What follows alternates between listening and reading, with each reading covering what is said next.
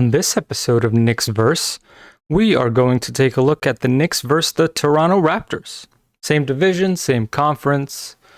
We know we've faced them before, so we know what's going on for the most part. We're going to see them game 7. We're going to see them game 26, 37, and the last game of the season. So they're going to see us before the All-Star break 3 times and then 1 time after the All-Star break. Let's take a look at our head-to-head matchup against the Toronto Raptors. As you can see, we have played them a total of 98 games, and the head-to-head record is 55-43, with Toronto winning that head-to-head matchup so far. You have to remember we play them about 4 times a year, so for the Knicks to get ahead, it's got to probably take about 3 or 4 seasons with all those wins. So it's not like the last team that I did, where it's going to take a while against Philadelphia, where it's going to take a while, the head-to-head matchup. This can happen in maybe 3 or 4 seasons, maybe 5. In the playoffs, though, we have beaten them 5-3. And the last time that we saw them was the 2001 Eastern Conference first round, 2000 and 2001. So we don't normally see the Raptors in the playoffs. We see them in the regular season 4 times. As you can see, the last season we played them 3 times because of abbreviated season. And last season we broke a streak. We broke our 9-game streak. So now we are on a 2-game win streak against the Raptors as of last season. But before that, we had lost in December, we had lost in 2019 twice, and all of 2018, 2019. And if we didn't win that November 22nd, 2017 game at home against them, then we would have a much longer win streak.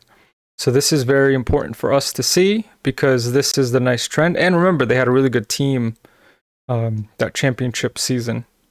And also they were better than us overall, especially during this time. Maybe we beat them 2010, 2011, 2-2, 2-2, 2-2 for a while, and then 1-3, 1-3, and then nothing. 1-3, 0-4, and now 2-1 against them. Let's look at the first game. Analyze a little bit. We lost this game in Toronto. We scored 18 in the first, 24, 22, and 19. Another third quarter where we were outscored.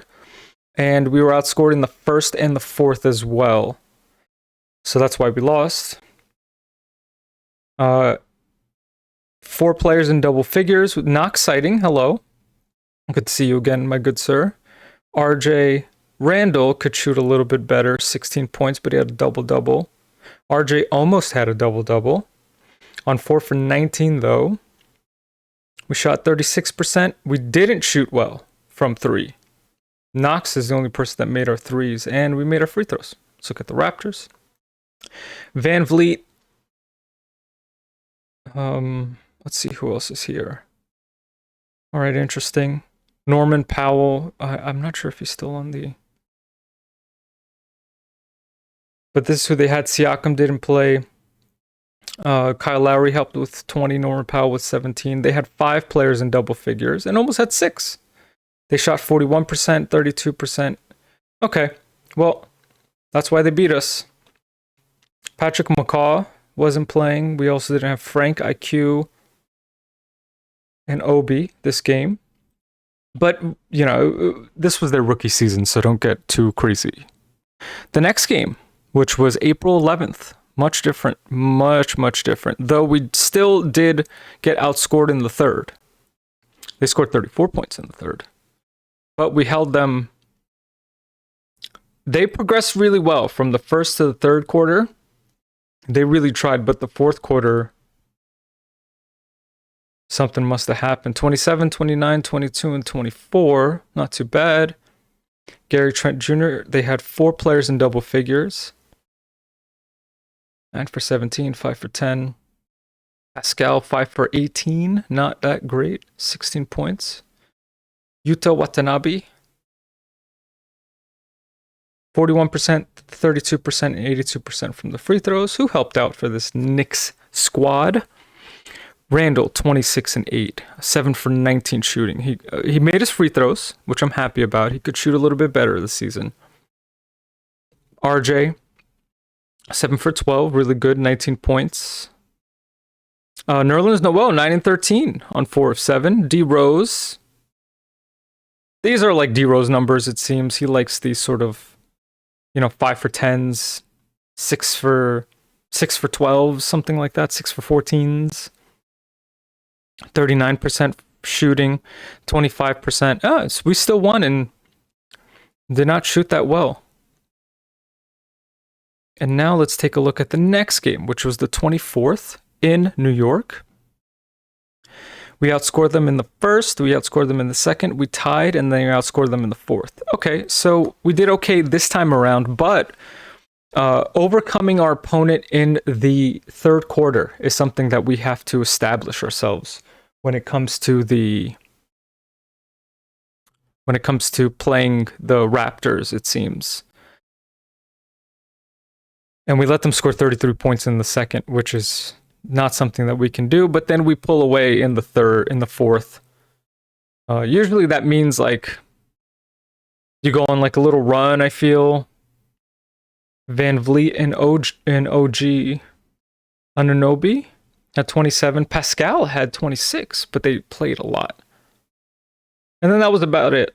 No one else really helped out. 43%, 38%. Knicks. Oh, wow. 1, 2, 3, 4, 9 players, and they had 9 players as well. IQ didn't help too much, but D Rose helped out. RJ helped out. And Randle helped out. Very, very nice. Free throw shooting was on par. 3-point shooting was fairly decent overall. 51%, 56% shooting, and 83%. Very, very nice. Let's see where we were when we played against them. December 31st, April 11th, and April 24th. So we were 2 and 3. We had just won 2 in a row. We lost, and then we won 3 in a row. And what were we doing? So we were still in the East. We did a 2-game homestand. Then we went up to Cleveland, up to Toronto, and then Indiana, then down to Indiana, then down to Atlanta, and then home for 3 games. Interesting. What about the Raptors? They had lost 3 in a row before they met us. We were their second game home, and they beat us. Then they went to... we were their first win, and it was at home, and then they went right to New Orleans, and then came back, and then a West Coast trip right after. So that's pretty interesting. Okay, and then in April, as we scroll down, we are looking for the Toronto Raptors and the Toronto Raptors. So here we are. First game, April 11th.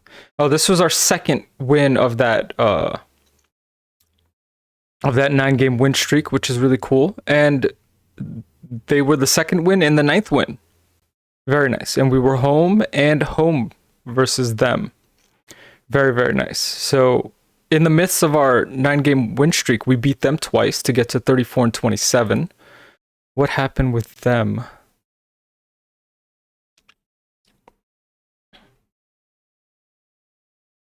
They were home for 4 games, away at Cleveland, and then came down the day after. They had beaten Cleveland and then came back and lost. And they were 21 and 33. And then they lost to us again. They went on a nice little 4-game win streak at home. They beat Brooklyn, they beat OKC, Orlando, San Antonio. One of those teams is impressive. San Antonio is somewhat impressive. And then as soon as they came to New York for the 1 game, they lost. Very, very, very nice. And they were 25 and 35. So we have the chance now to kind of trounce them. At least take 3 or 4, I would say, if I had to wager. Next, we're looking at when we play them again And we have November 1st, December 10th, January 2nd, and April 10th. Interesting. We see them the first few days of the month. Okay. It is November 1st, December 10th, January 2nd, and April 10th. November 1st. So we do a 2-game road trip. East, Toronto.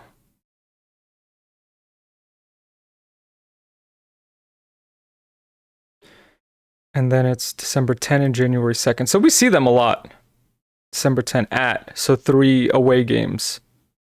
7, 8, and 10. I can probably see us going 2-1, beating San Antonio and Toronto, but losing to the Pacers. January 2nd, it's a 4-game road, 4 games on the road at Soda. We can probably beat them. We could beat them. We could beat them. We could beat them too. We could potentially beat them. And then all the way in April, the last game. Home. We would have played Washington. Well, there's a good chance. 3, 4. In our last 5, we can go 1, 2, 3, 4-1 in our last 5. I would say, though, maybe they pull out 1 game against us, but I could see us going 3-1. 2-2. The least. Let's see where Toronto is.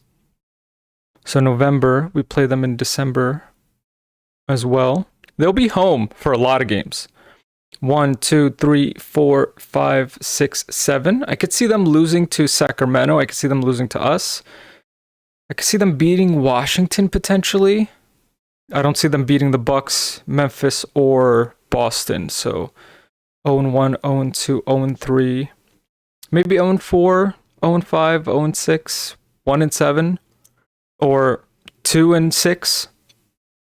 Something like that. And then January, they're home again. Home versus Philly. I think they could lose that. Home versus Clippers, they can lose that. They can lose this. It's looking a little rough for them. And then April, they're away. But yeah, what a trend. They're home and then they come to the Knicks at away. Very, very interesting. Now I wanted to take a look at their depth chart. I found this cool website. Toronto's offseason has been headlined by the addition of Scotty Barnes and the sign and trade of Kyle Lowry to Miami for Goran Dragic and Precious Achiuwa. Sorry if I'm mispronouncing. The Raptors saw legend Kyle Lowry leave in free agency this offseason, leading to a few roster changes. Their depth chart for right now looks like Fred VanVleet, Gary Trent Jr., OG Anunoby, Pascal Siakam, who is currently who is sidelined after getting shoulder surgery, but will return in November, which means he could suit up for the first game. But if I had to wager, if I had to guess, I think he may come back by the third game. He should be there. Third and fourth game, he should be there, barring any injuries, of course. Sorry about that. Yuta Watanabe. All these guys are on partial guarantees. Key additions. They got Goran Dragic and Precious from the Heat for Kyle Lowry. They got Scotty Barnes, who we'll take a look at.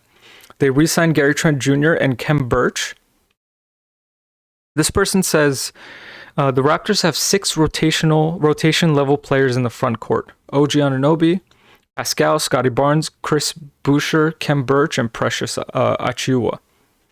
In addition, Toronto has 5 front court players on partially guaranteed. Okay. Interesting. I think Fred VanVleet going up against Kemba. Kemba might get a slight edge. Gary Trent Jr. against Evan. Maybe Evan gets a slight edge. OG against RJ. RJ, I think, will get a slight edge. Pascal over Julius. Julius will get a slight edge. Kem Birch. I don't know who our start is going to be. It might be Taj. I can probably see how that can be manipulated.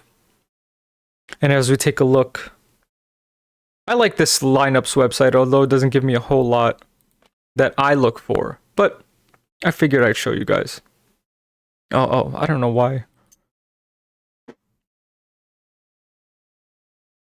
So this is for last season. Chris Boucher averaged 13 points a game, 6 rebounds. OG played the bulk of the small forward, got 15 points per game. Van Vliet got 19 points per game. That's why maybe Van Vliet might have a slight edge, or maybe they even this was out. What is the assist per game? 6.3. Not bad. Gary Trent Jr. 21. So I think so. They do have Pascal, and they do have Van Vliet, but this is like your.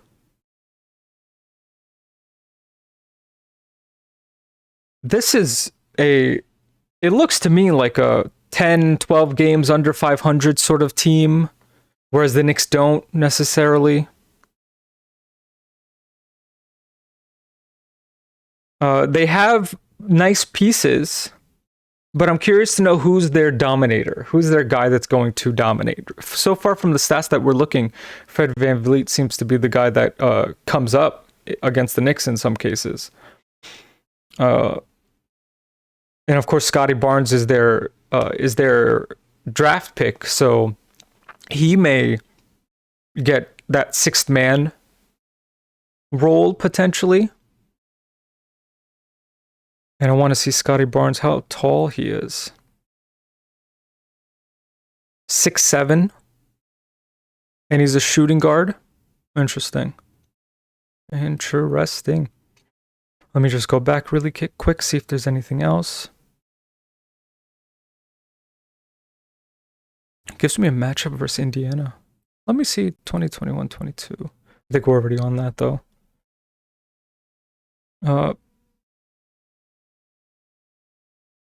Okay, and last season, let me take a look. What did Watanabe do? Okay, I know he had a 20-point game once, which is nice, but a lot of people, Timofey Mozgov had a 98-point game, I think, if memory serves, right? Chris Boucher. Okay, interesting stats. Let's take a look at Scotty Barnes. This is his draft. His draft info. Athletic size, defense is pretty good. His jump shot isn't okay. For a shooting guard, that's a little funny. But a 96 overall, in one season, he averaged 10 points, 4 assists, and 4 rebounds. And they have him here as Jabari Parker and Draymond Green.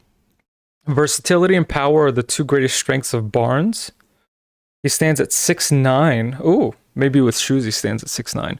And attacks the rim with strength and speed like few others can at his size. He's also listed at 227 pounds. Feel free to pause this and take a look, anybody. I'm just briefly going over. Efficient scoring inside the three-point line at 56%. Okay, so he's going to try to find a decent shot. Biggest weakness holding him is higher selection and his inconsistent jump shooting. Okay, so pressure him. Pressure him, sag off of him, is what I'm seeing with Scotty Barnes. Pressure him, sag off of him. Because the Raptors seem like a team that they have a bunch of 16-point per game scorers and that can hover anywhere. They have those B-type players, right? Those 82 percenters, those 85 type rankings, if you will, in 2K, if I had to guess, 81, 84, these things like that. And typically with these teams, they're okay. They're middle of the road. Maybe they can give teams like Indiana a run for their money. These are the sort of teams that they can beat a team like Chicago once. They can beat a team like Brooklyn once. They could beat a team like the Knicks once, which is why I think we're going to go 3-1 against them. Outlook for Scotty Barnes is an all-around good player in every way. He has no limitations like the three-point shooting of Ben Simmons or the lack of athleticism, which will only encourage teams to take a chance on him. The development of his three-point shot and maintenance on his imposing stature give him one of the highest ceilings in the draft. So he's intimidating.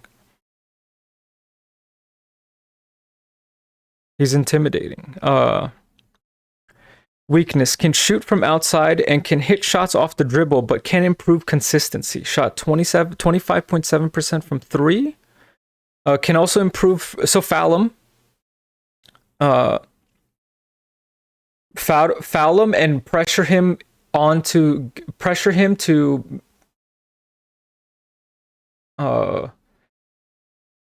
him when get him onto the foul line and at the 3-point line. So if he's a shooting guard, he's probably going to get to see RJ, Evan, and maybe a mixture of D Rose, IQ, or something, and Alec Burks, something along those lines. So I want to see how he moves off the ball, because their bigs, they do get rebounds, but this team seems more of like maybe a half-court team. Maybe I'm wrong. So I would say, based off the schedule where we see them, we could November 1, December 10, January 2nd, and April 10. November 1, we're away. Is that what it is? Knicks, we're home in the first one. We're away. So I would say we could win the first game. The second game might be a little interesting. Maybe that could be the game that we lose December 10th, because we're coming back from Indiana. And then we have to get Milwaukee, Golden State right after. Prepare for them. January. I think the January game, we could probably beat them because it's relatively easy for the most part. That Minnesota game might be trouble. So I'd say if we lose a game, it's going to be that December game here because of what's in front of us. Otherwise, potentially we could lose this game too because we're coming from Chicago. We could probably beat New Orleans here. So I would say 3-1, 2-2, somewhere along there. When it comes to assists,